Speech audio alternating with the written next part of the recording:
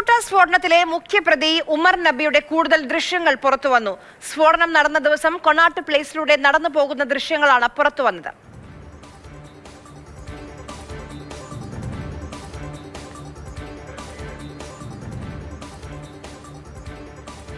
അർജുൻ പീതാംബരൻ വിവരങ്ങളുമായി നമുക്കൊപ്പം ചേരുന്നുണ്ട്. അർജുൻ, കൂടുതൽ ദൃശ്യങ്ങൾ ശേഖരിച്ചു വരികയാണ് അന്വേഷണ സംഘം NIA.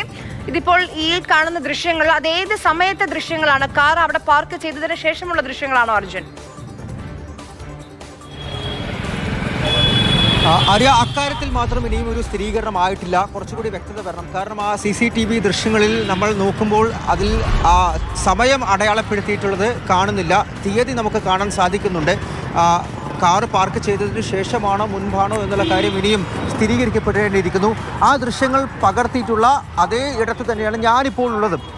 ഇത് തുർക്ക്മാൻ ഗേറ്റ് എന്നീ സ്ഥലത്തിനെ പറയും. തുർക്ക്മാൻ ഗേറ്റിലെ പള്ളിയാണിത്. ഈ പള്ളിയുടെ പ്രധാന കവാടമാണ് നമുക്ക് ദൃശ്യങ്ങളിൽ കാണാൻ സാധിക്കുന്നത്. ഇവിടെ പോലീസുകാരുണ്ട്, പരിശോധന അത് തുടരുന്നുണ്ട്. ഇവിടെയാണ് ഈ ഉമർ ഗുലാം നബി സ്ഫോടനത്തിന് മുൻപ് ഈ പള്ളിയുടെ പരിസരത്തേക്കാണ് എത്തിയത്. പള്ളിക്കകത്ത് പ്രവേശിച്ചിട്ടുണ്ടോ, മറ്റെന്തെങ്കിലും കാര്യങ്ങൾ ചെയ്തിട്ടുണ്ടോ തുടങ്ങിയിട്ടുള്ള കാര്യങ്ങളൊക്കെ ഇപ്പോൾ അന്വേഷിച്ച് വരുന്നേ ഉള്ളൂ. അതിലെന്തായാലും പോലീസും അന്വേഷണ സംഘങ്ങളും സുരക്ഷാന്വേഷണ ഏജൻസികളും ഇതുവരെയും ഒരു സ്ഥിരീകരണം, ഒരു വ്യക്തത വരുത്തിയിട്ടില്ല. പക്ഷേ ഇതുവഴി അയാൾ വന്നിരുന്നു. ആ CCTV ദൃശ്യങ്ങൾ നമുക്ക് വളരെ വ്യക്തതയോടെ തന്നെ കാണാൻ സാധിക്കും. അതിൽ തീയതി അടക്കം രേഖപ്പെടുത്തിയിട്ടുണ്ട്. ഇനി ഏത് സമയം എന്നുള്ള കാര്യം കൂടി മാത്രമാണ് അറിയേണ്ടത്. ഇതിന് തൊട്ടടുത്താണ് രാംലീല മൈതാൻ. മാത്രമല്ല ഈ ചെങ്കോട്ട പ്രദേശമെല്ലാം തന്നെ ഇവിടുന്ന് നടക്കാവുന്ന ദൂരം മാത്രമാണത്. കാറിൽ കുറച്ചുകൂടി എളുപ്പത്തിൽ ഒരു 500-600 മീറ്റർ കൂടി മാറിക്കഴിഞ്ഞാൽ നമുക്ക് ആ ചെങ്കോട്ട പ്രദേശത്തേക്ക് എത്താൻ സാധിക്കും. അതിനു മുൻപ് അയാൾ ഇവിടെ എത്തി. അറിയേണ്ട ഏറ്റവും പ്രധാനപ്പെട്ട ചോദ്യം ഈ 3:19 മുതൽ 6:48 വരെ, അതായത് കാറ് ചെങ്കോട്ടയ്ക്ക് സമീപത്ത് പാർക്ക് ചെയ്തിട്ട സമയം, അതിനിടയിലാണോ അയാൾ ഇവിടേക്ക് വന്നത്?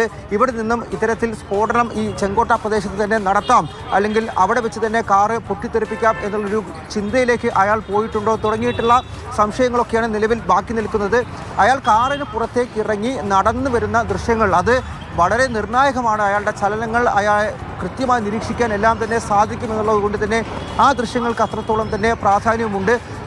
ഇപ്പോൾ ഈ മേഖല കാണാം, നല്ലപോലെ തിരക്കുള്ളൊരു മേഖലയാണ്. ഇവിടെ ഒരുപാട് കടകളുണ്ട്. മാത്രമല്ല എല്ലാ സമയത്തും ഒരുപാട് ആളുകൾ, തിരക്കുകളെല്ലാം തന്നെ ഉള്ള ഇടമാണ്. ഇത് ഒരുപാട് ജനസാന്ദ്രത കൂടിയിട്ടുള്ള ഒരു മേഖല കൂടിയാണ്. അതായത് കൊണോട്ട് പ്ലേസിലേക്കും അതുപോലെ ചെങ്കോട്ടയിലേക്കും ഡൽഹിയുടെ തന്നെ നഗരഹൃദയത്തിലേക്കും എല്ലാം പോകാനായിട്ട് ഇവിടെ നിന്ന് സാധിക്കും. അതുപോലെ തന്നെ റെയിൽവേ സ്റ്റേഷനുകളിലേക്ക്, ഓൾഡ് ഡൽഹി റെയിൽവേ സ്റ്റേഷനായാലും ന്യൂ ഡൽഹി റെയിൽവേ സ്റ്റേഷനായാലും അവിടേക്കെല്ലാം തന്നെ പെട്ടെന്ന് എത്താനായിട്ട് സാധിക്കുമെന്നുള്ളതാണ് ഈ ഇടത്തിൻ്റെ മറ്റൊരു പ്രത്യേകത. അതുകൊണ്ട് എല്ലാ ഇടത്തേക്കും ആക്സസിബിൾ ആയിട്ടുള്ള ലൊക്കേഷനാണ്. ഇവിടേക്ക് അയാൾ വന്നിട്ടുണ്ട്, അത് എന്തിന് തുടങ്ങിയിട്ടുള്ള ചോദ്യങ്ങൾ ഇപ്പോഴും ബാക്കിയാകുന്നുണ്ട്. അക്കാര്യങ്ങളെല്ലാം തന്നെ ഇപ്പോൾ എന്തായാലും അന്വേഷണങ്ങൾ പുരോഗമിക്കുന്നു. വളരെ നിർണായകമായ